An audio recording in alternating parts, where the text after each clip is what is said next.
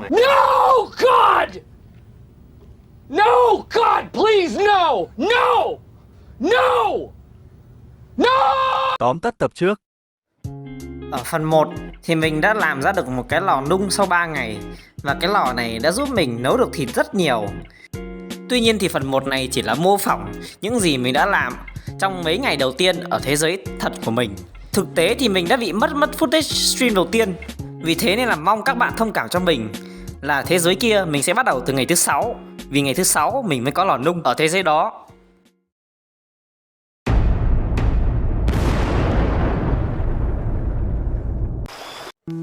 Hello, xin chào tất cả các bạn nha. Chào mừng các bạn đã đến với một thế giới song song của Phúc. Thế giới này có cùng tiến độ so với thế giới ở phần 1.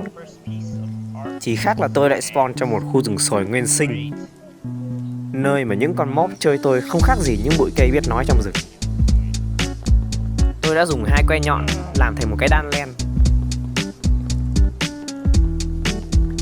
Và tôi đã dùng cái đan len đó đan được 2 mảnh vải len, sau đó làm thành một túi ngủ để có thể qua đêm cho nhanh.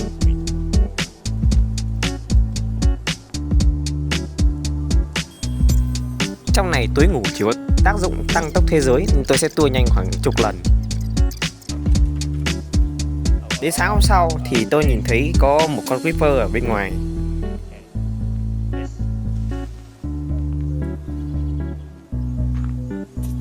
Thực ra là một vài con chứ không phải một con.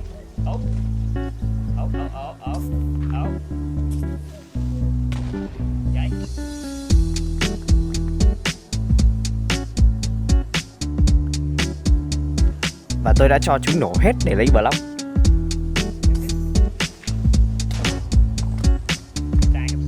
Trước đó tôi cũng đã xây một cái chuồng gà để có thể bẫy được mấy con nhện. Địa hình rừng ở đây rất xấu nên tôi đã đi xung quanh để xem có một chỗ nào có địa hình bằng phẳng để có thể làm nhà được không. Tôi đi qua một cái mỏ than, thế là tôi tiện đường lấy một ít về. Đi được thêm một đoạn nữa thì tôi đã bắt gặp cảnh tượng này. Có rất nhiều động vật ở trước mặt của tôi. Thế là tôi quyết định sẽ diệt sạch chỗ động vật này trước khi ra đây làm nhà. Tại sao tôi lại quyết định làm nhà ở đây nhỉ? Các bạn biết đấy, vùng này là vùng đồng bằng nên là cây sẽ rất ít mọc. Thế là tôi có một khoảng không gian đủ rộng để có thể quan sát xung quanh. Bây giờ mà tôi làm nhà trong cái khu vực mà tôi ở ban nãy ấy, thì mấy con mob nó sẽ chơi tôi theo kiểu lính Việt Nam, rất là cay nhá. Nên là tôi đã quyết định chuyển nhà, không ở đây nữa. Được cái tôi đang ngủ lại thấy bên ngoài có một con creeper cầm kiếm. Các bạn biết trong mod này thì mấy cái con zombie khi mà chết nó sẽ 100% rơi ra mấy cái dụng cụ mà nó đang cầm.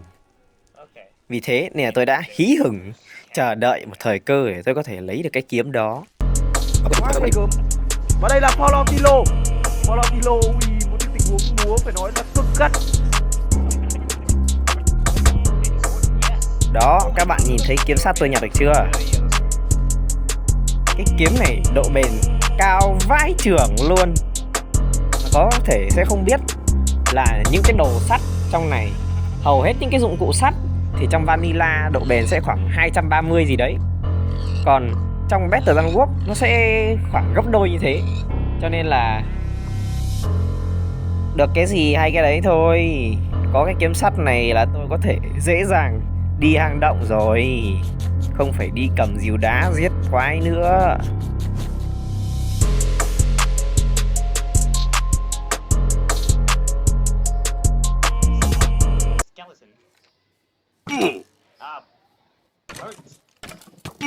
Hôm nay ra ngoài bị con skeleton này bắn cũng đau phết nhỉ. Nhân tiện thì ở khu động vật của tôi nó cũng có vài con bò, thế nên là tôi đã thử sức dùng rìu đá đâm bò và ôi giời ơi luôn, nó đá một phát tôi mất nửa cây máu. Nhưng mà không sao, tôi chỉ giết trong khả năng của tôi thôi, chứ tôi cũng không giết mãi được. Còn bò đá nó đau lắm.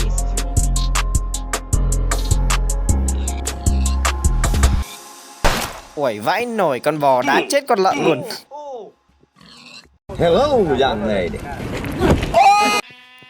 Trải qua những chuyến ngày đi rồi lại về, rồi lại đi. Này gặp con scare. Ây da, con scare này đánh đau phết.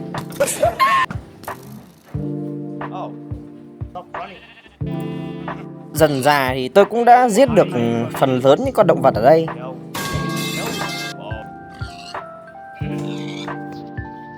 Và sau khi nhìn lại đống đồ ở trong người, tôi nhận ra tôi đã có rất nhiều thịt rồi, có thể đủ cho hẳn từ giờ đến lúc mà tôi kiếm được đồ sắt. Vì thế nên tôi đã ở lại và quyết định hôm nay sẽ bắt đầu làm nhà ở đây.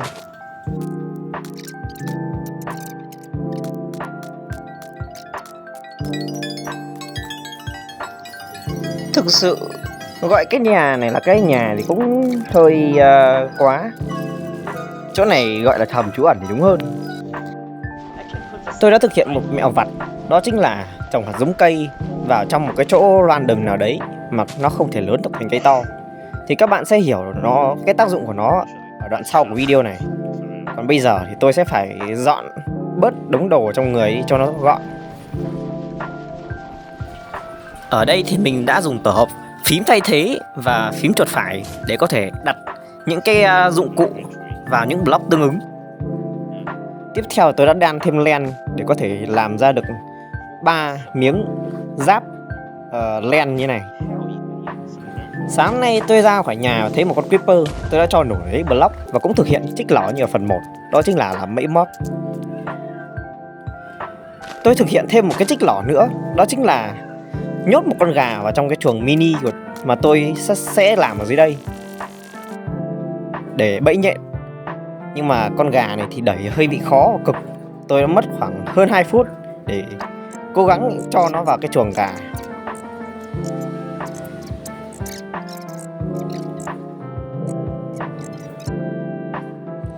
Cuối cùng thì cũng xong. Tôi tiếp tục lấy thêm đất sét để lát nữa có thể làm giá phơi cho nó lên, lấy lò nung. Ở nhà nó có một cái lò nung rồi, nhưng mà lò nung đấy thì bây giờ tôi không dùng nữa. Tôi sẽ chuyển nó sang khu mới. Thì chuyển sang khu mới cũng đồng nghĩa việc là tôi sẽ phải làm lò nung ở khu mới.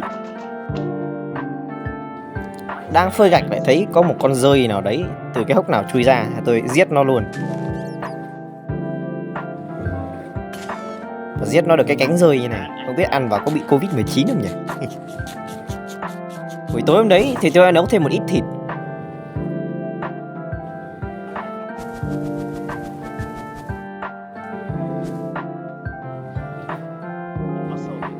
Rồi sau đó lại đập đá cả đêm. Sớm sau tôi thấy có một vài con quái đã bị mắc vào cái bẫy của tôi vừa xây hôm trước. Thế là tôi ra tôi lụm đồ chúng nó.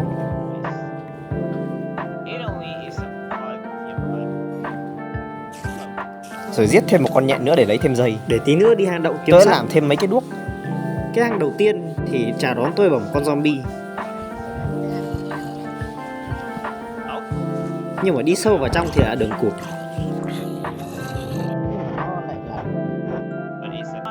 Tôi tìm thấy 6 quặng sắt ở đây, nhưng mà số quặng sắt này không đủ để làm đục.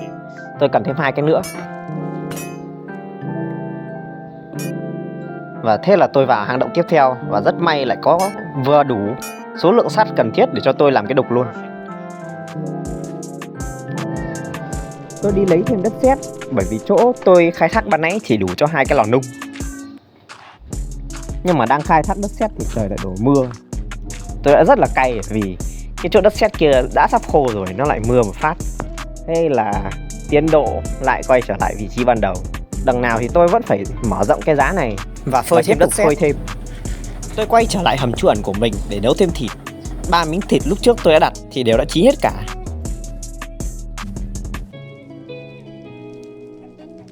Tôi quyết định làm luôn một cái giường ở đây luôn, vì tôi đã để quên cái giường cũ của mình ở cái nhà bên kia.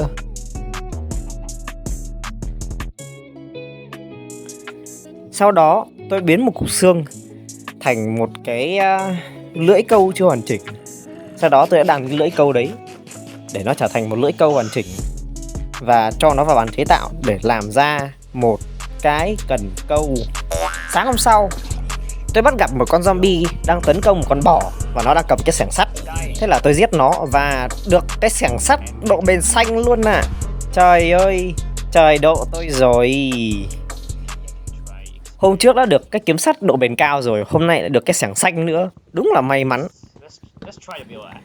Để ăn mừng ngày may mắn này thì tôi đã quyết định chặt thêm một ít gỗ, rồi sau đó quyết định là làm luôn một cái nhà, chứ không ở trong hầm trú ẩn như trước nữa. Thế nhưng mà tôi đâu có biết được là đêm nay lại là đêm trăng non và tôi chưa kịp chuẩn bị gì cả.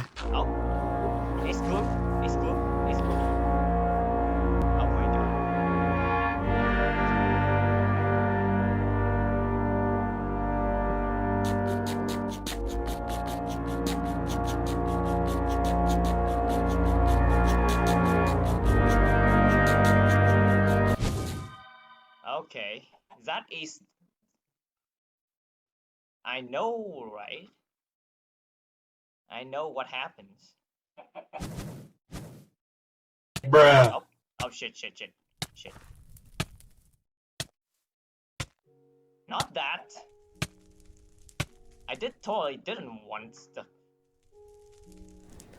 Tôi đã thoát chết trong gang tấc bằng cách để cái lửa trại ở dưới chân mình, sau đó cắm mặt xuống dưới đất, đốt nó lên. Và may mắn là tôi đã qua được cái đêm trăng non ngày hôm đó. Lại là một buổi sáng đẹp trời, tôi thấy vài con creeper xung quanh nhà. Tôi đã lại cho nổ tung và tiếp tục thực hiện chiến thuật bẫy mob như trước. Nhờ mấy con creeper đó mà tôi đã có đủ block để xây hẳn một cái tường nhà khá là to.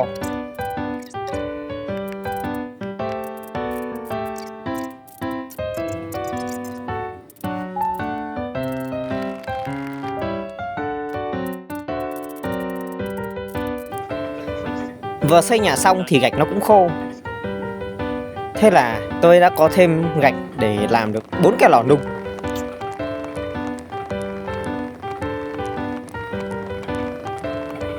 Nhưng mà trước khi làm lò nung thì tôi cần phải lấy một ít than để làm đuốc, vì tôi đã hết sạch than rồi.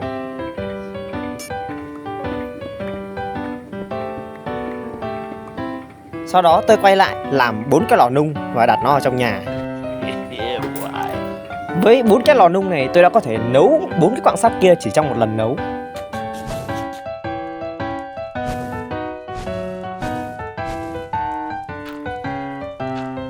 Một giải pháp để chống cho mấy con đúc của tôi bị dập bởi mưa, đó chính là tôi làm một mái che bằng gỗ bé bé xinh xinh như này. Lúc sau tôi nhận ra cái nhà của tôi nó chả chống nhện một tí nào cả. Mấy con nhện vẫn làm phiền tôi suốt.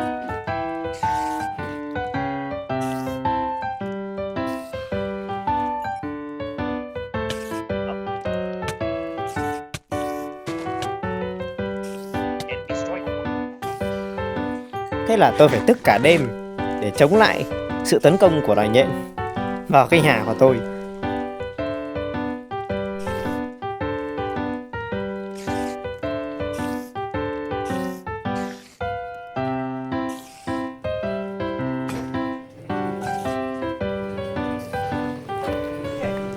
Đến sáng thì 4 cái quặng sắt của tôi nó đã được nung hết. Và thế là tôi có 4 thỏi sắt. Và từ 4 thỏi sắt này tôi đã làm được một cái đục bằng sắt. Với cái đục này thì tôi đã có thể biến cái gốc cây bình thường trở thành một cái bàn chế tạo. Và với bàn chế tạo thì tôi đã làm được cái cúp đá, thứ đồ đá duy nhất tôi còn thiếu. Quả thật mà nói thì có được cái bàn chế tạo là một thành công lớn rồi. Cái cúp đá tôi vừa làm nó mang lại rất nhiều ý nghĩa. Thứ nhất là tôi có thể đào than mà được luôn cả một cái quặng than luôn, chứ không phải đào ra bụi nữa. Thứ hai là tôi có thể phá được cái đá ở tầng thứ nhất để xem là liệu đằng sau mấy cái quặng sắt này với quặng than này nó có ẩn chứa thêm một cái quặng nào nữa không. Và với cúp sắt này thì tôi đã đi đào than, đào rất nhiều than để chuẩn bị nguồn sáng cho những lần đi hang động sắp tới của tôi. Tôi trở về nhà và tiếp tục dùng 4 cái lò nung đó nấu hết chỗ thức ăn mà tôi đã kiếm được trước khi xây nhà. Và thực sự thì nó giống như kiểu một bữa tiệc hơn sau bao nhiêu tháng ngày vất vả. Bởi vì cái bàn chế tạo nó không ở trong nhà tôi Nên là tôi đã phải bất chấp mọi hiểm nguy đi ra ngoài và tiếp cận bàn chế tạo để làm được cái cúp đá tiếp theo. Tôi đã làm bậc thang để chống nhận trong trường hợp không nhận nó nhảy vào nhà tôi. Thì tôi sẽ nhảy vào cái bậc thang này và con nhện sẽ không làm gì được tôi hết. Một buổi sáng mưa tầm tã, tôi gặp được 2 con creeper. Thế là tôi cho chúng nổ tung luôn để có thể làm tiếp được 2 cái bẫy mốc tiếp theo. Và tất nhiên là không thể thiếu việc giết nhện được rồi. Với cái bảng chế tạo, tôi đã làm thêm một cái bộ ủng nữa để hoàn thiện cho bộ giáp da của tôi. Càng ngày tôi càng thấy cái vấn đề kiểm soát cái túi đồ trở nên quan trọng hơn bao giờ hết. Tôi đã quyết định đi lấy thêm thật nhiều mía về để làm thêm những cái rổ để có thể để đồ vào đấy, để tôi quản lý được túi đồ của mình tốt hơn.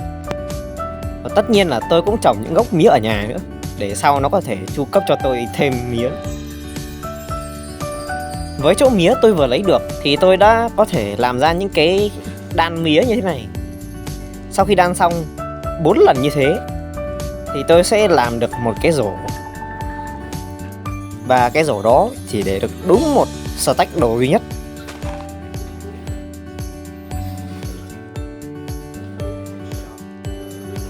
Tôi đã phải suy nghĩ xem để cái gì vào đấy. Và sau một hồi thì tôi quyết định là để ra bò. Bây giờ là ngày thứ mấy thì tôi không nhớ nữa, nhưng mà tôi vẫn đều đặn ra và lượm đồ mob chết để lại. Tôi gặp một con creeper và một con nhện. Tôi đang định dùng con creeper này nổ chết con nhện, nhưng mà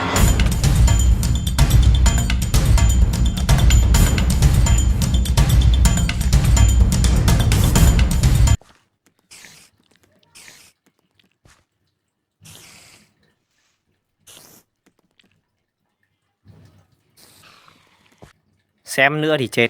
Và tất nhiên là tôi không quên cho nổ con creeper ban nãy rồi. Hôm nay tôi kiểm tra cái hạt giống cây và nó đã biến thành một hạt giống cây trưởng thành rồi.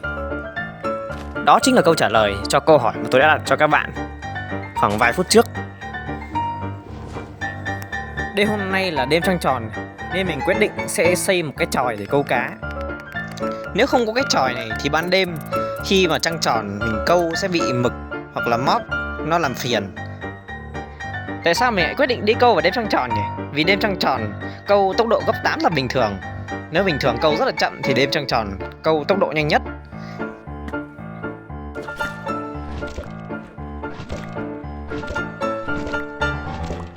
I'm fast as fuck, boy. I don't think you have any idea how fast I really am. I'm fast as fuck, boy. Đến nửa đêm thì mình đã hết mồi câu và mình câu được tổng cộng là 23 con cá. Nó không phải là cái gì quá to tát, nhưng mà được cái là mình đỡ phải tiêu cái chỗ thịt mà mình đã đi săn trước đấy. Sáng ra thì mình đã cho hết tất cả những cái hạt giống cây đi ra trồng gần nhà mình để mình đỡ phải đi xa lấy gỗ. Sau đó mình tiếp tục đi lấy đất sét và lại phơi tiếp một ngày nữa.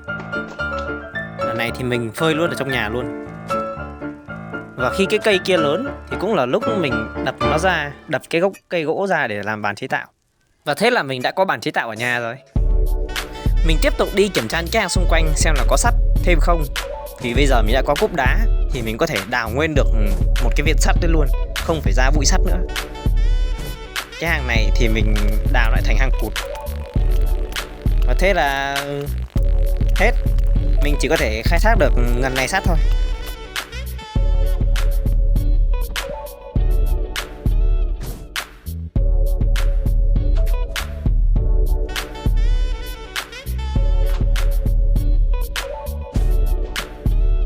Sang cái hang bên kia thì khi mình chui xuống nó lại tiếp tục là một cái hang cụt khác. Thế là mình đã phải qua đêm trong hang, chờ đến sáng thì mình mới ra được ra ngoài. Rõ ràng là mình đã bịt kín cái cửa vào, nhưng mà thêm quái nào mà con creeper lại chui vào được. Cho dù mình không mất máu nhiều lắm, nhưng mà mình vẫn phải gia cố cái cửa hang thêm một tí nữa. Đến lúc trời sáng thì mình mới mò được ra khỏi hang. Khi đấy thì không có một con mob nào xung quanh nữa. Và mình đã quay trở về nhà và chế nốt bộ giáp còn lại. Thực ra cũng không hẳn là còn lại, vì mình chỉ chế được có mỗi cái mũ và cái áo thôi, thiếu cái quần. Sau đó mình lại tiếp tục đi hang tiếp. Lần này thì cái hang nó không phải là còn hang cụt nữa, nhưng mà mấy cái ngã rẽ này quá nguy hiểm, mình không thể bịt được, nên là mình đã chặn luôn lối vào cái ngã rẽ đấy lại và đào cái chỗ sắt ở trong khu vực mà mình kiểm soát thôi.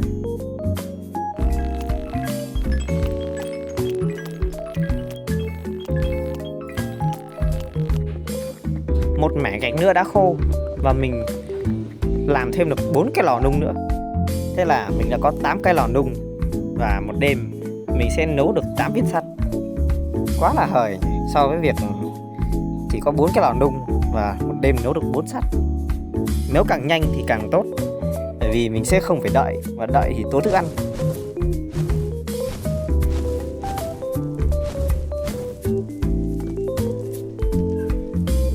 Còn đúng một cái da trong người thì mình đã dùng cái da đó để làm thêm một cái giá treo tường. Cái giá đó thì sẽ treo được một vật phẩm duy nhất, và mình thì sẽ dùng nó để treo luôn cái cần câu cá.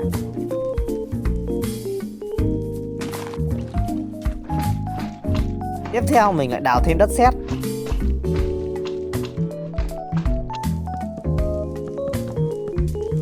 Rồi phơi tiếp một mẻ nữa.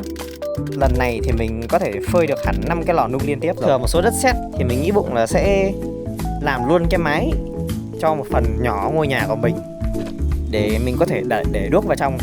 Và nó giống như kiểu là mình có luôn một cái ngôi nhà thật sự ấy.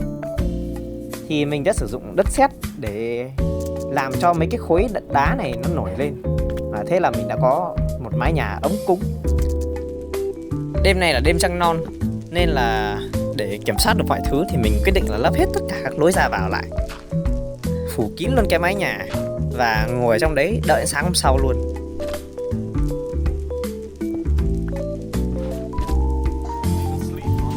Sáng hôm sau thì mặt trời vừa ló dạng, không có việc gì khác ngoài nung sắt, nên là mình đã quyết định đi lấy thêm gỗ, thu hoạch thêm mía, phơi thêm gạch và làm thêm 4 cái lò nung nữa.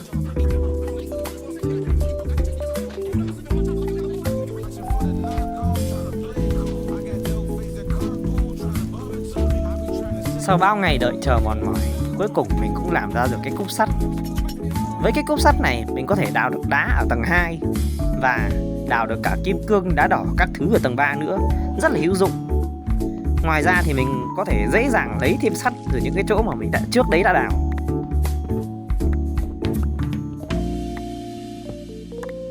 Nên là mình đã quyết định đi đào thêm sắt, bởi vì mình muốn làm thêm một cái rìu sắt nữa. Nhưng mà chỗ này thì lại quá nguy hiểm.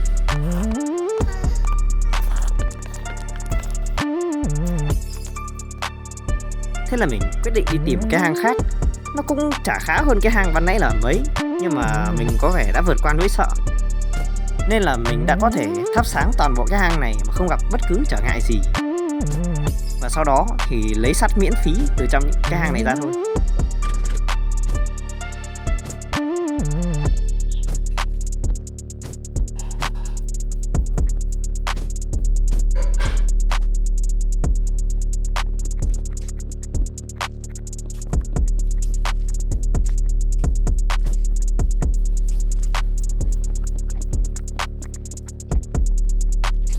Khi mình trở ra thì trời đã là tối và đã có một con nhện mai phục mình sẵn trước. Sau khi mình thoát khỏi ra chỗ đấy thì trên đường về nhà mình lại gặp một đống quái nữa. Thế là mình lại phải chạy qua cái lũ quái này để chui vào nhà.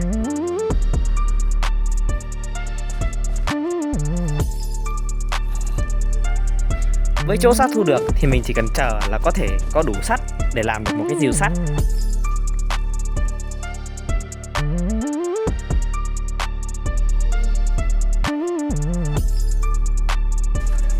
Trời sáng thì mình lại đi ra ngoài đào thêm đất sét để làm tiếp thêm những cái lò nung tiếp theo. Mình thì muốn có tận 18 cái lò nung cơ, để khi mà một đêm thì mình nấu được hẳn 2 thỏi sắt. Ngoài ra thì mình cũng mở rộng cái phòng của mình một tí nữa. Đến sáng hôm sau thì mình đã có đủ sắt cho một cái rìu sắt. Và rìu sắt ở trong này thì chỉ cần 2 thỏi sắt thôi.